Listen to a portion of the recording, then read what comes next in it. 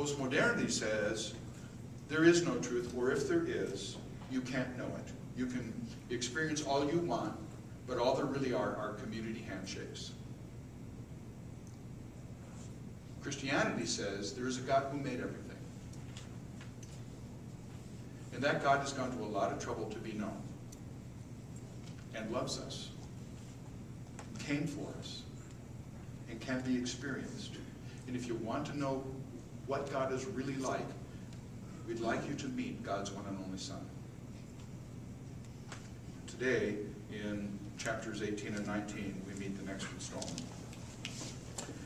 Now here is the chronology. John gives us the best chronology of the trial before Pilate. He knows of the trial before the Sanhedrin that other gospel writers tell us about, but John does not tell us about it. He presumes it, though. He knows about it. And trust me, if you have questions, come see me. But he knows about it. And so on. And here is the chronology. Jesus was arrested Thursday night, probably late. The interrogation by Annas and Peter's denials came to an end probably about 3 a.m., maybe 2:30 when the cock crowed. Crew is old. Anyway, and then from 3 to 6 a.m., Jesus was with Caiaphas, the official high priest, and the Sanhedrin. And that's where the political charge that he was trying to make himself king of the Jews was formulated. About 6 a.m., Jesus was taken to Pilate, and we're going to read that today, where the trial lasted until somewhere around noon, when Jesus was sentenced. At noon, on that Friday, which is the day before the Passover, the priests at the temple began sacrificing thousands of lambs for the Passover. One thing to be careful of as we read this is John talks persistently about the Jews here. What he means is the religious leaders. How many people have seen Fiddler on the Roof? Oh, good. Oh, good. We human beings can really be dreadful. And one of the dreadful things that we have done is to despise people who are different from us, including the Jews. And if you remember in Fiddler on the Roof, the kind of kindly Russian officer has to be in charge of leading a pogrom in Anatevka, the village of the story of Fiddler on the Roof. And he sort of apologized, but orders are orders. And do you remember the scene between the higher up Russian guy who comes and orders the pogrom?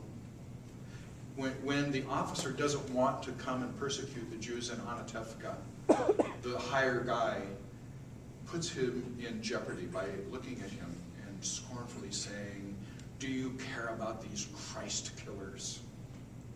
Remember that scene? Maybe you don't. It's a horrible, horrible scene. And he doesn't dare become identified with the Jews, the Christ killers.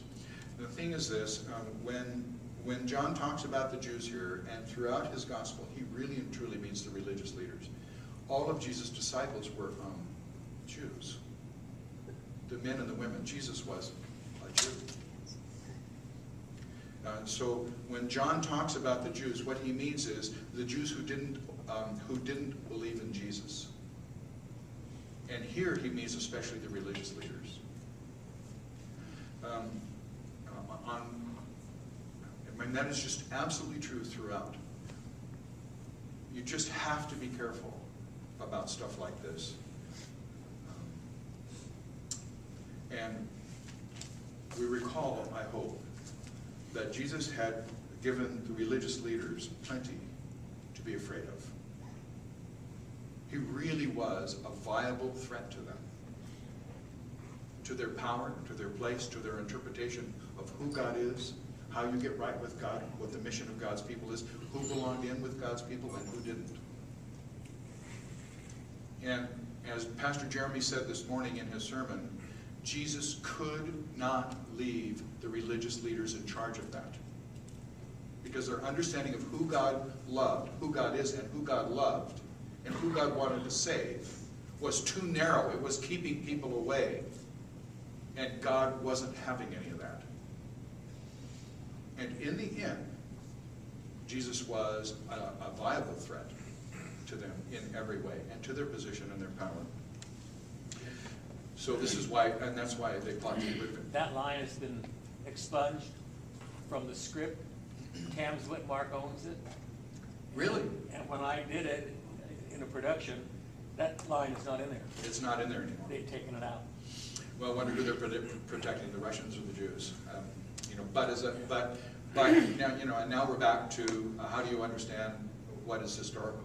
But the fact of the matter is that what the guy said is historical. And by the way, Pilate winds up being put in the exact same spot in this passage by the Jews, by the Jewish leaders.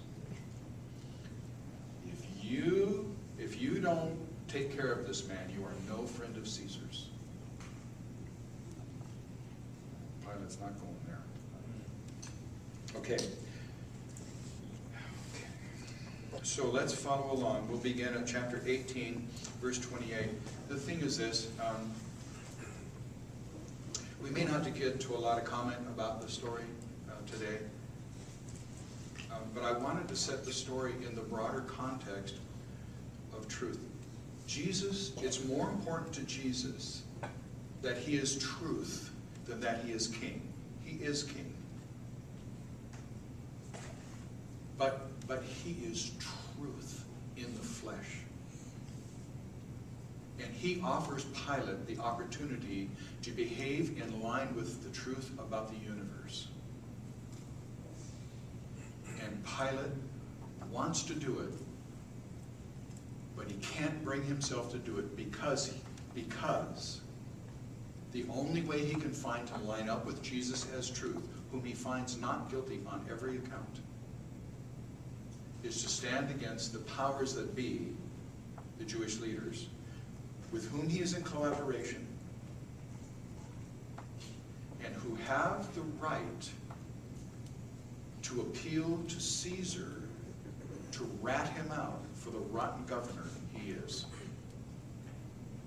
And they have already appealed once to Caesar in a previous fight, maybe 5-10 years before, where he was violating their local customs, and Rome was clear that governors were to abide by the local customs and religions as much as they could. And when Pilate got into a fight with the Jewish leaders, he asserted his power and authority and kept affronting them. At the end of the standards of the Roman legions and the Roman cohorts was an image of Caesar, a graven image.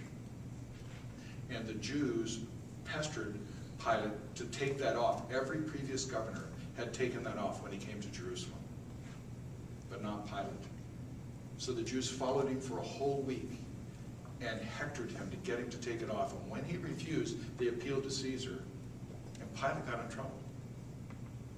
So when the Jews said to him, you know, if you don't do this, you are no friend of Caesar, Pilate knew that that would be his second black mark with Rome.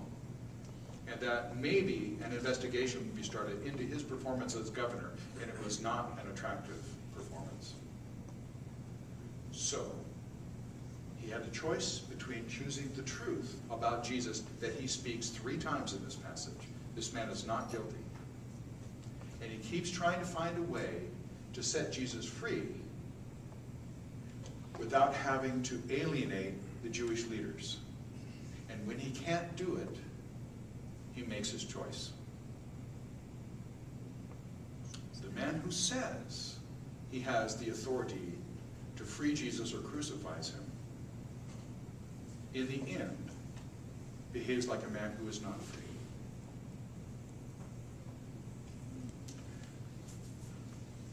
So, it's been a long night. Jesus has been at Annas' house. Verse 28. Then the Jews, the Jewish religious leaders, led Jesus from Caiaphas to the palace, the praetorium of the Roman governor. By now it was early morning, 6 a.m., and to avoid ceremonial uncleanness, the Jews did not enter the palace. The reason is because they could enter the home of a Gentile, according to some scholars, and others say they couldn't. But there would certainly have been unleavened bread in Pilate's house.